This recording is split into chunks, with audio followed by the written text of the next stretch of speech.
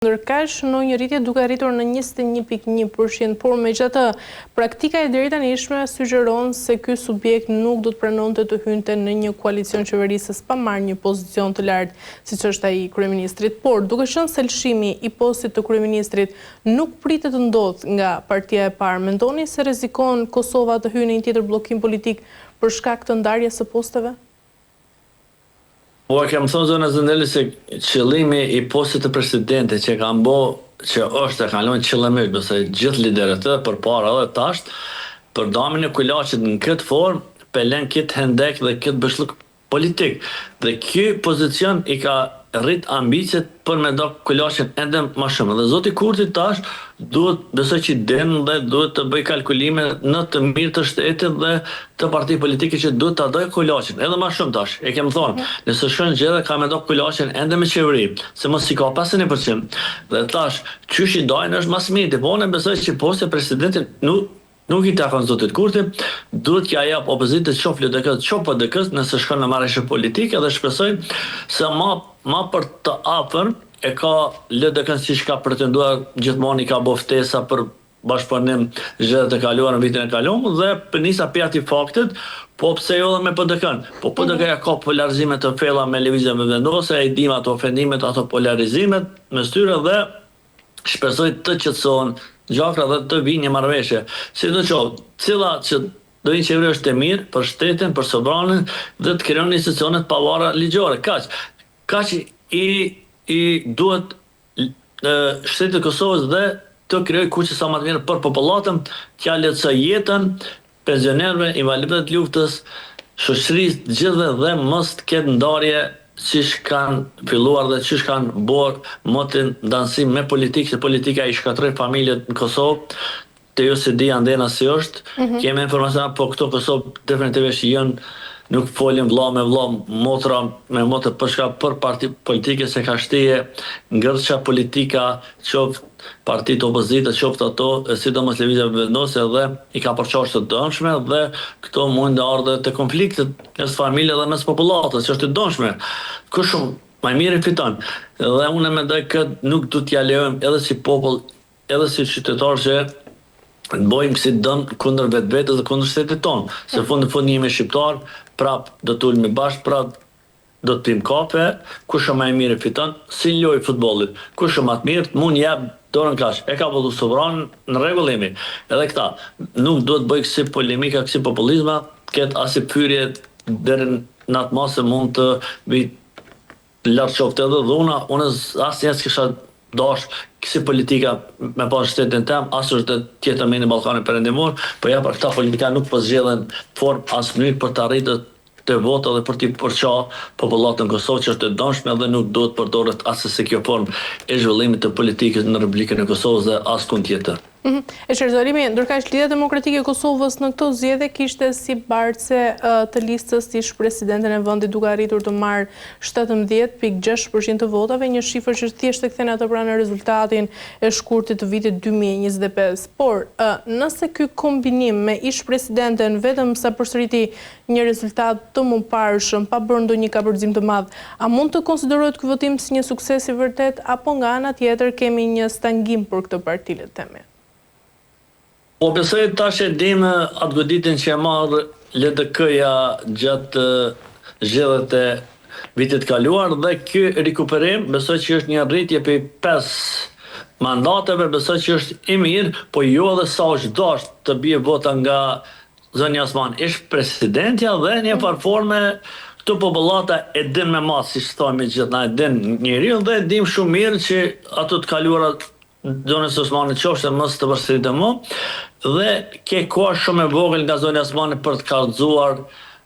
plan programin e saj, ambicën e saj politike, se ka dalë prej një sfidës në sfidë tjetër dhe besoj këto ka qenë ajo ndalimi i votave se koha ka qenë e vogël e fushatës, pavarësisht se zona Osmanit ka filluar, po popullata në Kosovë dhe në Ballkan duhet në farforme me kap, me prek atë që e thu ti, me lexu dhe kjo besoj ka qenë kruciale koha shumë e vogël e fushatës për bindër atë popullat që zonja Osmani një farforme që ka shërbyer Kurti ka gabuar dhe ta shkëthyn shtëpinë e vet dhe duhet të punoj drejt dhe mirë. Dhe ky është treni i fundit i zonës Osman në kthimin LDK. Dhe çdo çast tjetër ishte fundi dhe kapitulimi i saj në politikën kosovare. Unë mendoj kështu. Dhe sipas analizat mia dhe çfarë do formë tjetër mendoj që do të ishte dëshme çop me ndonjë parti tjetër nuk mund të kalon të as të hinë konvent, po vetëm LDK-ja den të bëj kështu në punë të mira dhe unë mendoj që tash për tash zonja Osmani është në konvent, ka fitu vota, po tash dihet posti i pozicionit saj nga radhët e LDK-s. Vazhdimi i presidentës dhe nuk kisha dash unë bëj kalkulima shumë është politik e liderit të LDK profesor Abdi Gjikut dhe zonës Osmani se ku do të pozicionohet që në parën e shtetit apo ulsa në Komandën e Kosovës, ajo është mes tyre siç bëjnë marrëveshje politike. Unë nuk besoj se LDK do të shërpej për postën e presidentit dhe çfarë do formë tjetër do të lëvizja vendosje se PDK-ja siç përshihet i ka vija të kuqe siç po paralajmërohet nga dhe ato polemikat e fundit me zotin Sami Lishtaku, kryetarin Skënderaj që ishin ato polemikat, ai ekscesin në komunën Skënderaj me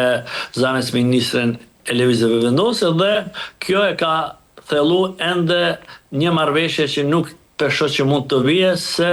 kemi thënë se janë ndërrume në PDK ka rrima të forta, të gjithë të respektuar, kanë nivel të lartë profesionalizmi pe kryetarit e të poshtë dhe besoj që aty mungesa e liderëve, zoti Beseli dhe Hashim Thaçi por me qenë në PDK në krye janë ato polemika dhe nuk mund të prejnë sanë si shprehemi gjithmonë. Dhe mendoj që nuk besoj që do të ketë ndonjë marrëveshje të e marrë këtë rastin e fundit. Zotit Lishtaku me njerëzit e rive vendosje dhe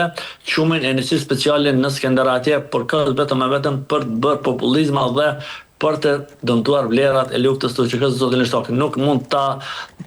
dëmton as zotin Lishtaku Albin Kurti, policia është e jona e shtetit tonë, burrim me policinë tonë dhe nuk do të keq përdoren institucionet për kalkulime politike pik. Dhe këtë faj kryesori bjen bi ministrin Sveshla dhe ndëse ka pas urdhën ai